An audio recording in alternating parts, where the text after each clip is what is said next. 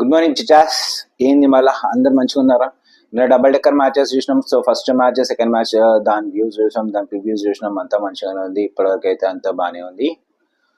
So Monday రంజాన్కి ముందు రోజు. So నా ముస్లిం ఫ్రెండ్స్ అందరికీ, ముస్లిం సోదరులందరికీ ఈద్ ముబారక్. వాళ్ళకు చెప్పాలి కదా మళ్ళీ. సో మా హాలిడేస్ అయిపోయినాయి, అందరు ఆఫీసెస్కి వెళ్తున్నారు అనుకుంటున్నారు. So drive safe if you're going to offices. గట్ల వెళ్ళేటప్పుడు ఒక్కసారి నా వీడియో మీద ఒక లుక్ వేసుకొని సబ్స్క్రైబ్ చేసి లైక్ చేస్తూ పోండి. ఓకే, సో ఐపీఎల్లో ఇవాళ జరిగే మ్యాచ్ ఎవరిదంటే Mumbai Indians versus Kolkata Knight Riders. ఇది ఒక ఇంట్రెస్టింగ్ మ్యాచ్ అని చెప్తాను నేను, ఎందుకంటే ఇప్పటి వరకు ముంబై ఇండియన్స్ వాళ్ళకి ఇంకా కోల్కతా నైట్ రైడర్స్ వాళ్ళిద్దరి మధ్యలో ఒక మంచి అద్భుతమైన బ్యాటిల్ ఉంది. కొన్ని టీమ్స్ ఏంటంటే కొన్ని టీమ్స్ మీద చాలా మంచిగా పర్ఫామ్ చేస్తారు. అట్లాంటి ఒక key battle Mumbai Indians versus Kolkata Knight Riders. వీళ్ళిద్దరి మధ్యలో ఇప్పటివరకు 34 మ్యాచ్లు అయితే ముంబై ఇండియన్స్ వాళ్ళు 23 సార్లు గెలిస్తే కోల్కతా నైట్ రైడర్స్ వారు ఓన్లీ 11 టైమ్స్ గెలిచారు. దట్ టు లాస్ట్ సీజన్ 2024 ఐపీఎల్లో మాత్రం కోల్కతా నైట్ రైడర్స్ 2 సార్లు ముంబై ఇండియన్స్ మీద అయితే విన్ అవ్వడం అయితే జరిగింది, గెలవడం అయితే జరిగింది. సో మళ్ళా ఆ ఒక్క ఏదైతే 2024లో జరిగిందో ఆ పదని మన ముంబై ఇండియన్స్ తీసుకుంటా, లేదా కోల్కతా నైట్ రైడర్స్ వాళ్ళ ఏదైతే 2 మ్యాచ్ల స్ట్రీక్ ఉందో అది కంటిన్యూ చేస్తారా లేదా అనేది ఇవాళ మ్యాచ్ లో మనకైతే తెలుస్తుంది. సో కమింగ్ ఫార్వర్డ్, పిచ్ ఎట్లా ఉంటుంది ఏంటి, మళ్ళా స్క్రీమ్ స్క్వాడ్స్ ఎట్లా ఉంటాయి, ఎవరెవరి మధ్యలో కీ బ్యాటిల్స్ ఉంటుంది ఏంటి చూద్దాం. ఓకేనా? సో ముందుగా పిచ్ గురించి వెళ్ళేసరికి ఈ మ్యాచ్ వచ్చేసరికి ముంబై వాంఖేడే స్టేడియంలో జరుగుతుంది. వాంఖేడే స్టేడియం చాలా పురాతనమైన స్టేడియం మన ఇండియన్ క్రికెట్లో. ఇప్పటివరకు అక్కడ చాలా మ్యాచెస్ అయితే అయినాయి. ముంబై ఇండియన్స్ వాళ్ళకి హైయెస్ట్ పర్సెంటేజ్ 57% ఉంది. హోమ్ గ్రౌండ్ లో second highest winnowing percentage IPL అది. దానికన్నా ముందర ఏంటంటే చెన్నై వాళ్ళకి 62% 63% ఉంది. దాని తర్వాత ముంబై ఇండియన్స్ వాళ్ళకి వాళ్ళ హోమ్ గ్రౌండ్ లో హైయెస్ట్ పర్సెంటేజ్ అయితే ఉండడం అయితే జరిగింది. సో ఇప్పుడు చూసుకుంటే కనుక ఇక్కడ కోల్కతా నైట్ రైడర్స్ మీద ఇప్పటివరకు హైయెస్ట్ రన్స్ చేసిన ప్లేయర్ ఎవరంటే ఎట్ ప్రెసెంట్ ఉన్న ఇద్దరు స్క్వాడ్స్ లో చూసుకుంటే రోహిత్ శర్మ 984 రన్స్ చేశాడు. తర్వాత సూర్యకుమార్ యాదవ్ ఉన్నాడు. దాని తర్వాత కోల్కతా నైట్ రైడర్స్ వాళ్ళ వెంకీ అయ్యర్ అయితే ఉన్నాడు. సో పిచ్ గురించి చూసుకుంటే పిచ్ అయితే ఒక మంచి బ్యాటింగ్ ఫ్రెండ్లీ పిచ్ అని చెప్పాలి. అట్లానే బౌలర్స్ కి ఏం హెల్ప్ఫుల్ ఉండదు అంటే హెల్ప్ఫుల్ ఉంటుంది. ఫస్ట్ బౌలర్స్ కి మాత్రం కొంచెం స్వింగింగ్ గా గుడ్ పేస్ అయితే లభిస్తుంది ఇక్కడ ఈ పిచ్ లో. బట్ స్పిన్నర్స్ వస్తున్నప్పుడు ఏంటంటే డ్యూస్ మాత్రం బౌలర్స్ వచ్చి బ్యాట్స్మెన్స్ వచ్చి మేము కొడతాము చేస్తాము అంటే మాత్రం కుదరదు. సింగిల్స్ మీద స్ట్రైక్ రొటేషన్ మీద చాలా అంటే చాలా డిపెండ్ అయి ఉండాల్సిందే ఈ ఒక పిచ్ మీద ఎక్స్పెషల్లీ. సో ఎవరైనా సరే బ్యాటర్స్ మాత్రం చూసుకున్నాడు. బట్ బ్యాటింగ్ ఫీస్ట్ అయితే ఉండబోతుంది నాకు తెలుసు. బట్ ప్రాపర్ టెక్నిక్స్ ఇంకా ప్రాపర్ గా ఆడితేనే, పార్ట్నర్షిప్స్ బిల్డ్ చేస్తేనే ఇక్కడ వాళ్ళు మాత్రం స్కోర్ చేయగలుగుతారు. సో యావరేజ్ వచ్చేసరికి ఇక్కడ నాకు తెలిసి ఒక 150 to 160 ప్లస్ అయితే ఉంటుంది. బ్యాటింగ్ ఫస్ట్ చేసిన వాళ్ళు ఇక్కడ 54 టైమ్స్ గెలిస్తే బ్యాటింగ్ సెకండ్ చేసిన వాళ్ళు 64 టైమ్స్ కి అయితే గెలవడం అయితే జరిగింది. సో ఆన్ అండ్ యావరేజ్ గా చూసుకుంటే బ్యాటింగ్ సెకండ్ చేయడానికి చాలా మంది ప్రిఫర్ చేస్తారు, ఎందుకంటే డ్యూ వచ్చే ఛాన్సెస్ ఉంది కాబట్టి దానివల్ల. సో ఇప్పుడు కీ బ్యాటిల్స్ వెళ్ళే ముందర ఎవరెవరి టీంలో ఏమేమి అయితే ఉంటాయి అనుకుంటా అంటే, అంతకన్నా ముందర నేను ఒకటి చెప్తాను. రోహిత్ శర్మ గురించి నేను ఒక విషయం చెప్పాలనుకుంటున్నాను. రోహిత్ శర్మ గురించి చాలా మంది చాలా కమెంట్స్ చేస్తున్నారు దట్ ముంబై ఇండియన్స్ కి అయితే ప్రాపర్ గా ఐపీఎల్ అయితే ప్రాపర్ గా ఆడట్లేదు, బట్ ఇండియా ఆడుతున్నప్పుడు మాత్రం తను వైట్ బాల్ ఎక్స్పెషల్లీ ఒక వేరే విధమైన రోహిత్ శర్మ చూస్తా అంటారు.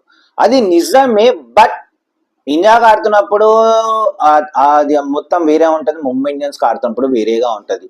సో ఐపీఎల్ పర్ఫార్మెన్స్ బేస్ చేసుకుని 2 సార్లు మనకి champions trophy, world cup champions trophy ఇంకా T20 వరల్డ్ కప్ తెప్పించిన కెప్టెన్ ని ఇట్లా అనడం మాత్రం కరెక్ట్ కాదు.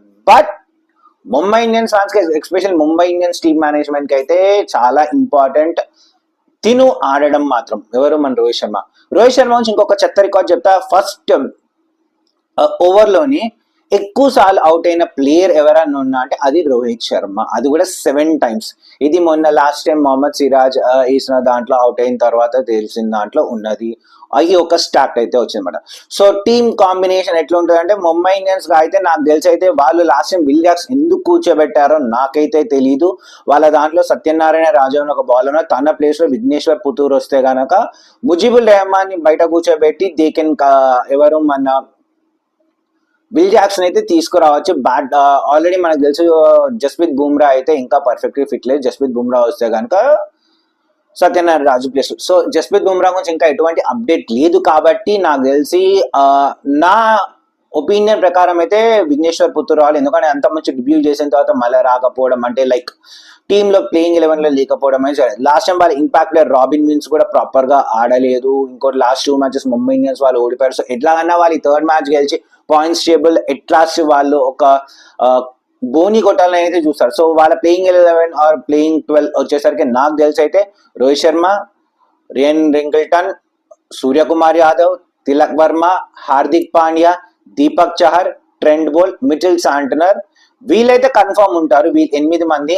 మిగతా ముగ్గురు వచ్చేసి విల్ జాక్స్ ఉండొచ్చు. విల్ జాక్స్ ఆర్ నేను ఇందాక చెప్పినట్టు మన ఎవరు ముజీబుల్ రెహమాన్ కానీ, విఘ్నేశ్వర్ పుత్తూరు కానీ, లేకపోతే ఎవరు మన సత్యనారాయణ రాజు వీళ్ళిద్దరి మధ్యలో ఉండొచ్చు.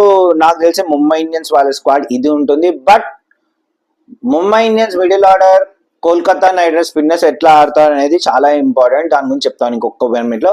ఒక పక్కన కోల్కతా నైట్ రైడర్స్ చూస్తే కోల్కతా నైట్ రైడర్స్ వాళ్ళు ఒక మ్యాచ్ ఓడిపోయారు. ఎవరు మన సిఎస్కే మీద ఆర్సీబీ మీద ఫస్ట్ మ్యాచ్ అయితే ఓడిపోవడం అయితే జరిగింది. వాళ్ళు సెకండ్ మ్యాచ్ రాజస్థాన్ రాయల్స్ మీద అయితే గెలిచి ఒక మంచి పర్ఫార్మెన్స్ అయితే చూస్తాం. సో వాళ్ళు కూడా మొమెంటం కంటిన్యూ అవుదామని అనుకుంటారు. వాళ్ళ టీంలో ఏమైనా చేంజెస్ చేస్తారా అంటే నాకు తెలిసి వాళ్ళు లాస్ట్ టైం సునీల్ నారాయణ్ ఏదో హెల్త్ కన్సర్న్ వల్ల లేడు కాబట్టి సునీల్ నారాయణ్ వస్తారు. సో దానివల్ల మోయిన్ అలీ మీద ఏమన్నా భారం పడుతుందా అంటే నాకు తెలిసి అవునని చెప్పాలి. బట్ మోయిన్ అలీ మాత్రం లాస్ట్ టైం బౌలింగ్ అద్భుతంగా చేశాడు. సో మళ్ళీ హార్ష్ కాల్ తీసుకుంటారా అంటే చెప్పలేము టీమ్ మేనేజ్మెంట్. సో వీళ్ళ ప్లేయింగ్ 11 ఆర్ వీళ్ళ ప్లేయింగ్ 12 ఎట్లుంటుంది అని ఒక్కసారి మనం లుక్ చేస్తే కనుక Quinton de Kock, Venkateshwara Iyer, Ajinkya Rahane, Rinku Singh, Andre Russell, Randeep Singh, Sunil Narayan or Moeen Ali. Sunil Narayan most probably ఆడతాడు. సో మోయిన్ అలీ కూర్చోవాల్సి వస్తాయి. స్పెన్సర్, వైభవ్ అరోరా, హర్షిద్ రాణా, వరుణ్ చక్రవర్తి, ఇంకా అంగర్గేష్ రఘువంశీ వీళ్ళు ప్లేయింగ్ 12 అయితే వీళ్ళు ఉంటారు. నోకియా ఉన్నారు. నోకియా బదులు స్పెన్సర్ జాన్సన్. నోకియా నాకు తెలిసి ఇంకా స్పెన్సర్ జాన్సన్ బాగానే పర్ఫామ్ చేస్తున్నాడు కాబట్టి ముంబై ఇండియన్స్ కూడా చెప్పాను కదా అది అయితే ఉందన్నమాట. సార్ ముంబై ఇండియన్స్ లో నమన్దీర్ కూడా ఉంటాడు ప్లేయింగ్ 11 లో. సో ఇది నాకు తెలిసింది. సో కీ బ్యాటిల్స్ వచ్చేసరికి ఏంటంటే రోహిత్ శర్మ వర్సెస్ సునీల్ నారాయణ్. ఇప్పటి వరకు చూసుకుంటే రోహిత్ శర్మ ఇంకా సునీల్ నారాయణ్ వీళ్ళిద్దరి మధ్యలో ఐపీఎల్ మ్యాచెస్ చూసుకుంటే కనుక సునీల్ నారాయణ్ రోహిత్ శర్మ 8 సార్లు అవుట్ చేశాడు. బట్ అప్పటి వరకు రోహిత్ శర్మ ఉంటాడా అనేది పెద్ద క్వశ్చన్ మార్క్. ప్రతి ఒక్క ముంబై ఫ్యాన్స్ ఎక్స్పెక్ట్ చేశాడు అప్పటి వరకు ఉండాలని. నేను కూడా ఎక్స్పెక్ట్ చేస్తున్నా. బట్ తను అప్పటి వరకు ఉంటాడా అంటే ఉంటే మాత్రం వీళ్ళిద్దరి మధ్యలో కీ బ్యాటిల్ చాలా క్రూషియల్ అవుతుంది. ఇంకొకటి వచ్చేసరికి అజింక్య రహానే వర్సెస్ దీపక్ చహర్. దీపక్ చహర్ అజింక్య రహానే ఇప్పటివరకు 4 సార్లు అవుట్ చేయడం అయితే జరిగింది. సో దీపక్ చహర్ ఇంకా అజింక్య రహానే మధ్యలో కూడా కీ బ్యాటిల్ ఉంటుంది. ముంబై ఇండియన్స్ కి ఇంకొక ప్రాబ్లం ఏముందంటే వాళ్ళ పేస్ ఎవరైతే ఉన్నారో పేస్ అటాక్ ట్రెంట్ బోల్ట్ ఇంకా దీపక్ చహర్ వీళ్ళిద్దరూ పవర్ ప్లే లో వికెట్స్ తీయడం అయితే జరగట్లేదు. సో వాళ్ళిద్దరు కూడా వికెట్స్ తీయాల్సిన ఆవశ్యకత ముంబై ఇండియన్స్ ఫ్యాన్స్ అయితే కోరుకుంటారు. ఇదే కాకుండా ఇంకొక కీ బ్యాటిల్స్ ఏంటంటే హార్దిక్ పాండ్యా, మన సూర్యకుమార్ యాదవ్, తిలక్ వర్మ వర్సెస్ సునీల్ నారాయణ్ ఇంకా ఎవరు మన మిస్టర్ స్పిన్నర్ వరుణ్ చక్రవర్తి. వీళ్ళిద్దరి మధ్యలో ఎట్లా ఉంటుంది అనేది చూడాల్సి వస్తుంది. ఎందుకంటే స్పిన్నర్స్ ఇండియా వాళ్ళు బాగా ఆడతారు కాబట్టి సునీల్ నారాయణ్ ఇంకా వరుణ్ చక్రవర్తి ఇద్దరు మిస్టర్ స్పిన్నర్స్ కాబట్టి ఈ ముగ్గురు మధ్య వర్సెస్ ఈ ఇద్దరి మధ్యలో కీ బ్యాటిల్ కూడా అద్భుతంగా ఉంటుందని చెప్పాలి. లాస్ట్ టైం మన హార్దిక్ పాండ్యా రాబిన్ మిన్స్ కన్నా కిందకు వచ్చాడు. అది పెద్ద కాంట్రవర్సీ అయింది. సో తను అయితే పైకి రావాలి, ఆడాల్సిన టైం అయితే ఉంది. బౌలింగ్ పరంగా ఓకే, బట్ బ్యాటింగ్ లో కూడా పర్ఫామ్ చేయాల్సి ఉంది. సో నాకు తెలిసి మాత్రం Mumbai Indians or hot favourite for this match versus Kolkata Knight riders. మళ్ళీ మీకేమనిపిస్తుంది ఏంటి అనేది ఇంకొక కీ బ్యాటిల్ నేను ఏం చెప్పాలనుకుంటున్నా అంటే ముంబై ఇండియన్స్ మీద క్వింటన్ డికాక్ ఎక్కువ అయితే పర్ఫార్మెన్స్ అయితే లేదు. తన అంతగా చెప్పుకోదగ్గ పర్ఫార్మెన్స్ లేదు. సో తను ఎట్లా పర్ఫార్మ్ చేస్తాడో చూడాలి. ఇంకొకటి Trent Boult versus Quinton de Kock కూడా ఒక మంచి కీ బ్యాటిల్ అవ్వగలుగుతుంది. ఎందుకంటే ట్రెంట్ బోల్ట్ బౌన్సర్ చేయగలుగుతాడు, అటు ఇటు స్వింగ్ చేయగలుగుతాడు కాబట్టి. చాలా మంది ఏమంటున్నారంటే బూమ్రా లేకపోవడంతో వాళ్ళ పేస్ అటాక్ అంత బాగాలేదు అంటే, బట్ బూమ్రా లేకుండా కూడా వాళ్ళు లాస్ట్ 2 years బ్యాక్ అయితే ఆడారు. వాళ్ళు ఏంటంటే వాళ్ళ బ్యాటింగ్ కూర్పు అంటే బ్యాటింగ్ అనేది ఒక ప్రాపర్ గా వాళ్ళు ఆడడం లేదు. సో అది వాళ్ళు దారిలో పడితే మాత్రం Mumbai Indians will have high chances to win this match. Kolkata Knight riders వాళ్ళకైతే అడ్వాంటేజ్. బట్ ఈ పిచ్ లో ఉన్న కోల్కతా నైట్ రైడర్స్ వాళ్ళ కెప్టెన్ ఇంకా వాళ్ళ కోచ్ ఇంకా వెంకటేష్ పండిత్ ఇంకా వాళ్ళ కోచ్ వాళ్ళ కెప్టెన్ అజింక్య రహానే ఇద్దరు ముంబైకర్స్కే కాబట్టి వాళ్ళకు కూడా ఈ పిచ్ మీద ఒక మంచి అవగాహన అయితే ఉంది. So as I said Mumbai Indians would be the hot favourites. But Kolkata Knight Riders mystery spinners మనం తక్కువ అంచనా వేయాల్సిన అవసరం లేదు. నేను చెప్పే కంటెంట్ కనుక నచ్చితే నా ఛానల్ లైక్ చేయండి, షేర్ చేయండి, సబ్స్క్రైబ్ చేయండి.